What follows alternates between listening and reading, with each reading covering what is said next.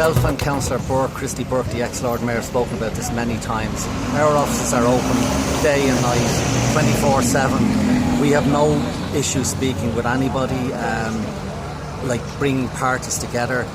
But I don't know if it's gone beyond. I know in the mediation process, obviously, it can work and it can work. Any alternative dispute resolution methods do work. How deep this has gone or how far it's gone to 7 deaths in the last 2 months, which is, you know, when you talk about mediation, you're not normally in a situation like that. So I don't know what can be done. I spoke to Councillor Burke this morning. His door is open, my door is open.